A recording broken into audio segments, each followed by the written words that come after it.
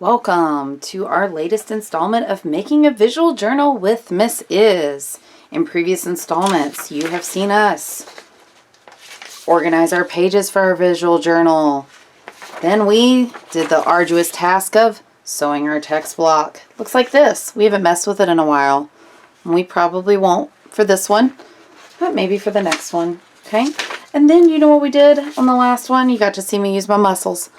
We cut the covers and the spine board. They look like this. Okay, 2 of these, 1 of these, and I told you, I said, hey, save a scrap because you're going to want it. Okay, so make sure you have that kind of set aside. Okay, and in this one, what we are going to do is we are going to gather or make our cover paper. For some of you, you might be nerdy like me, and every time one of the art supply stores or Walmart or somewhere like that has a sale on these beautiful scrapbook paper stashes, you buy some. But I'm not expecting you to, because guess what? Life is weird right now.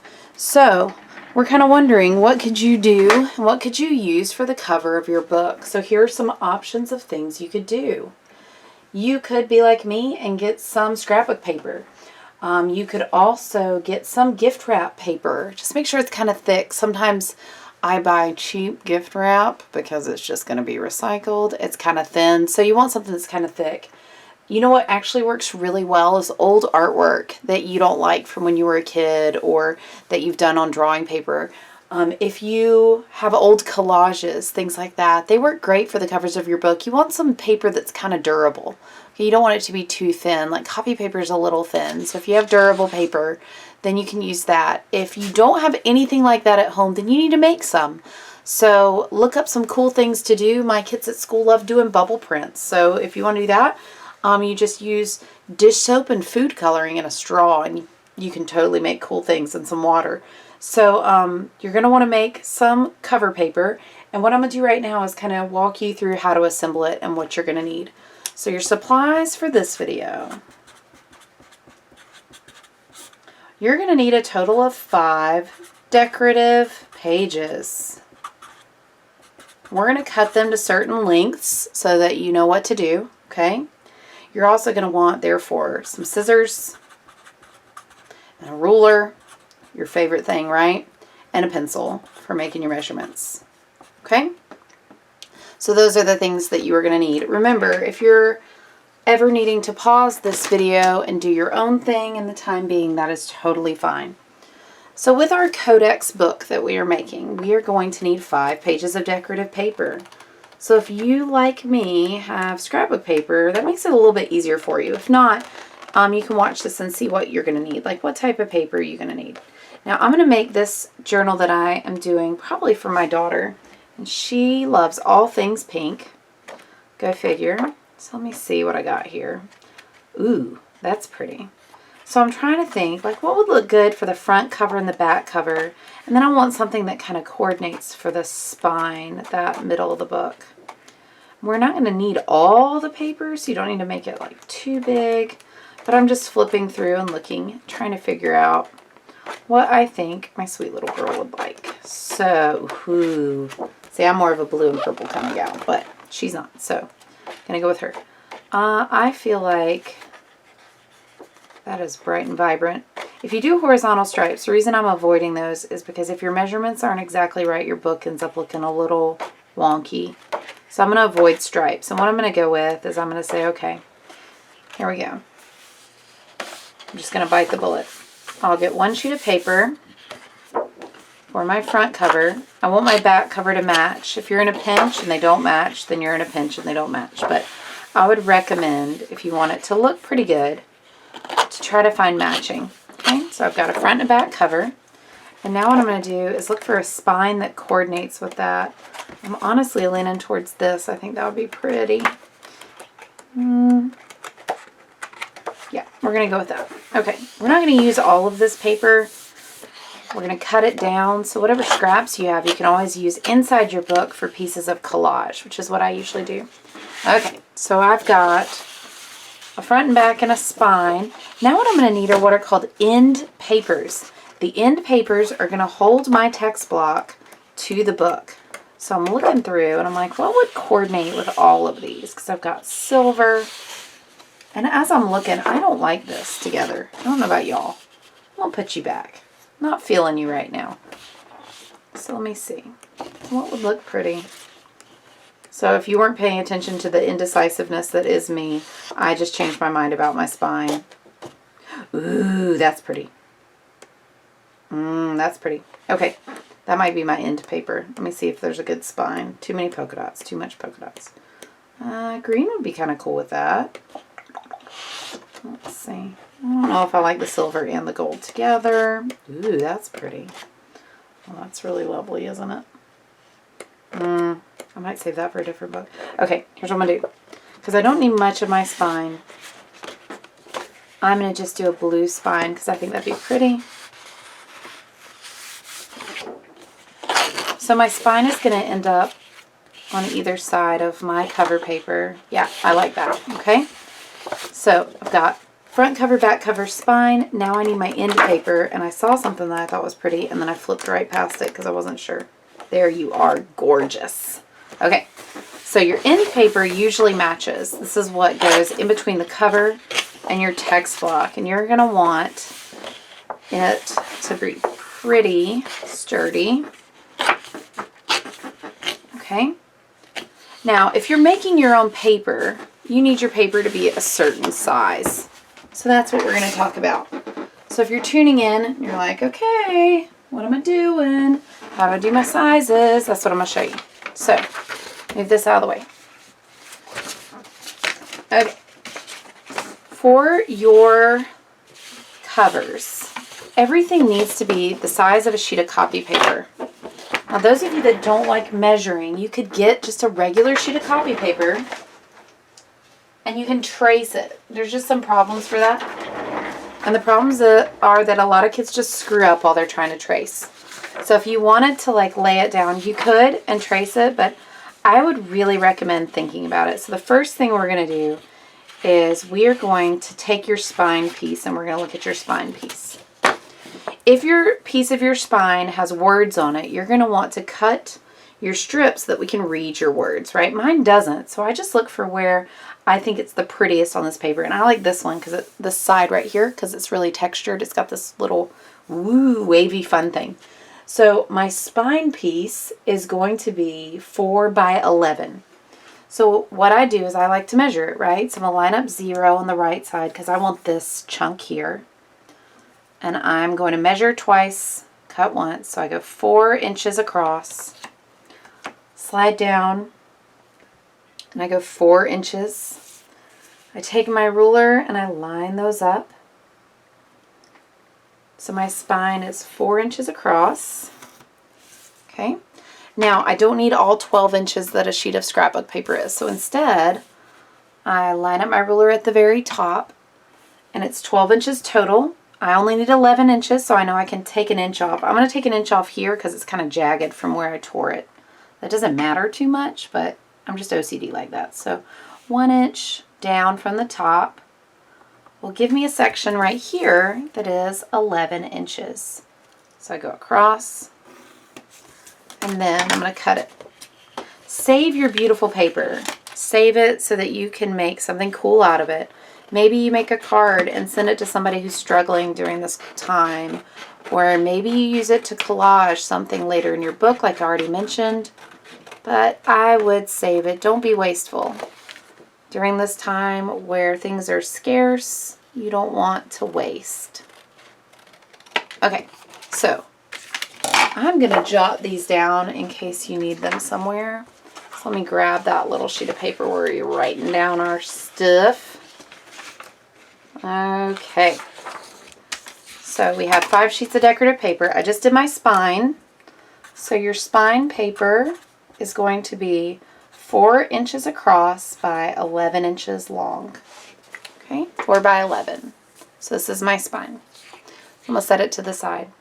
Now what I'm going to do is I'm going to cut my front and back cover. Now my front and back cover are going to be on the outside of my book. So what I need is I don't need them to be super long. They're going to be 11 inches high. And they're going to be the same size as a sheet of copy paper, 8.5 across. So what I have my kids do at school is sometimes like lay a sheet of copy paper and look and see what they think's the prettiest. I like this area here where it's kind of got some orange to it. So what I'm going to do is I'm going to try to trap this area right there of an 8.5 by 11. And I might trap it that way. That way I think is pretty. Now if you have words, this is going to be your front cover. You want to make sure your words are kind of captured right in that 8.5 by 11 spot. So if your words are in the middle of the scrapbook paper, you're going to want to capture it right here. So your measuring might be a little different. So you just got to use your brain, measure it the way you want it to be. Okay? So we're measuring it 8.5 across by 11 long. So if your words, right, words are going where it's 8.5. Okay, so I'm going to go 8.5 inches. That's the longest line between the 8 and the 9. 8.5 inches. And I'm going to go down.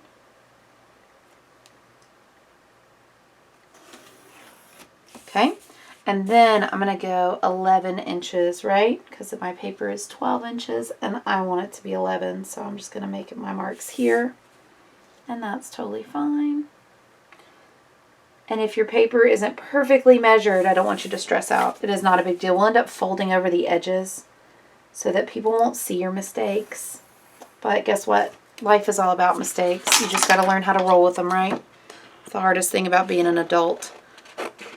Okay, just like I told you in the last one, don't throw away your scraps. Use them for something awesome.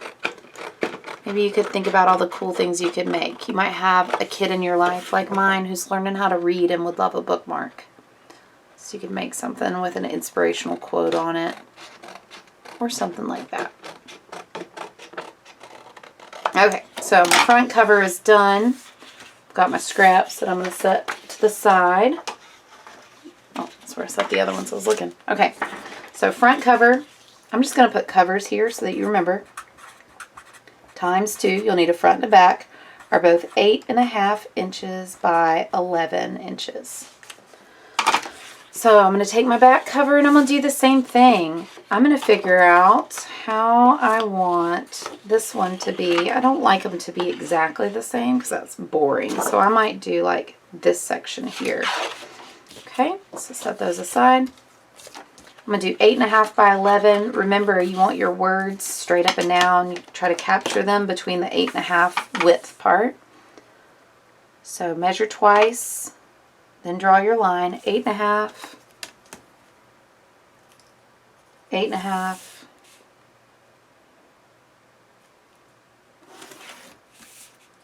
and then you go from the tip top, you want 11 long, right? 11, 11, and you are going to cut that beautiful piece of paper while thinking about all the beautiful ways you could use the scraps. If you created your own paper on drawing paper, a lot of times the drawing paper sketchbooks you have are 9 by 12. So you're only cutting off a little bit on each side to make it the size we need. That's perfect. Okay, save your scraps. So you now have a spine and 2 covers. We are now going to do our beautiful weird things that you're like, what is she talking about? These are called end papers. They will make sense later. You're going to need 2 of them. They are also 8.5 inches by 11 inches. So it's the same thing I told you before, but these have a different orientation. So if you are technology minded, I'm just going to use a piece of copy paper to show you.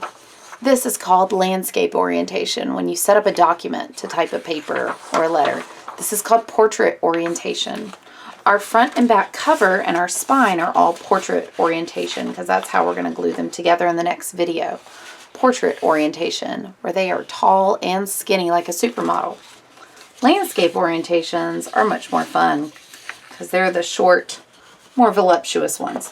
So you've got to figure out what section you like. I really like this purple part for this one. So what I'm going to do is I'm going to measure my 11 first. So if you have words, you want to trap your 11 first, okay? So if it says like, I'm amazing, you want 11 in there, okay? So I'm going to take off that crummy edge by lining up 11 here. Making my mark. Lining up 11. You do what works best for you. You just want to trap 11 inches. Remember to measure twice so you can line it up. And then you want to trap 8.5. I'm going to trap 8.5 by lining up my ruler at the bottom at 8.5 and then making a mark at 0. So there's some little tricks like that you can do if you don't like rulers. Some of you are like, duh, I know that. Jeez, crazy lady. But some of you guys might not. So you should have, if you did it correctly, same as 8.5 by 11, right? You could always trace a sheet of copy paper, but if you're like me, you might be a little wobbly. That might not be good. So, cutting, cutting, cutting.